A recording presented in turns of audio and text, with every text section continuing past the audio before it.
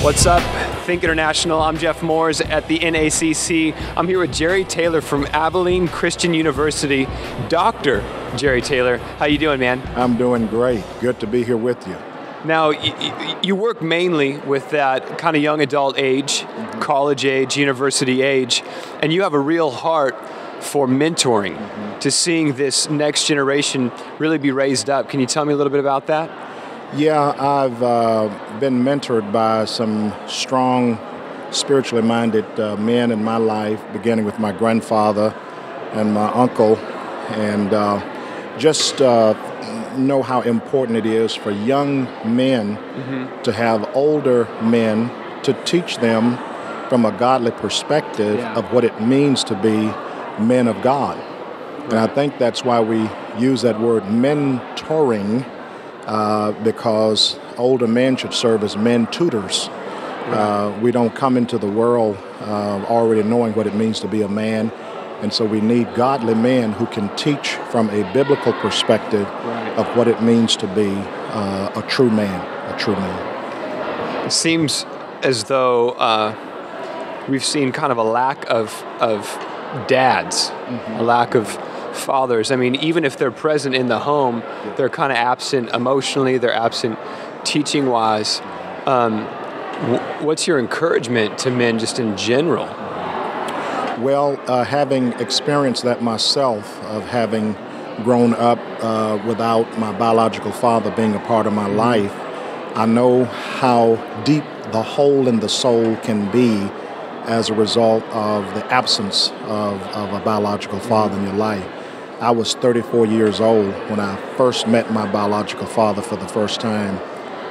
Had already had a first child, and so I know the importance of that, of meeting, your biological father. But even in that case, if you have a relationship with your biological father, there is something in the human soul that only the Heavenly Father can feel. And so I think that if one has come out of that kind of background, that they need to be reminded and made aware of the fact that the Father of one's spirit, the Father of one's soul, which is God, is the true Father that can meet all of our needs beyond any need that a biological father can meet. And so I would just encourage young men to make sure that as they're seeking for someone to fill that role in their life, that they do not forget the necessity of understanding God as Father. What's the solution? Within the church, you have the setup where, we have children's, we have youth, which is kind of that whole teenage, and then like college young adult ministry and whatnot. And then up there is, considered the adult family congregation type stuff. But oftentimes those that are pastoring our young people, our teenagers and young adults, are young themselves. And the senior pastor oftentimes just expects the youth pastor and stuff to take care of that. But there's only so much a mid-20s guy can really do for that group. What's the solution there? Yeah. I think it is important for senior pastors to remember that it is important for us to teach younger men by osmosis, which means that if we allow younger men to be in our company as we're going from place to place, they pick up on our lifestyle. They see our principles in action. So whenever we go visit the sick, whenever we go to various conferences, we ought to create an opportunity for younger people in our churches to go with us and to hang out with us in those environments so that they can see us beyond the pulpit.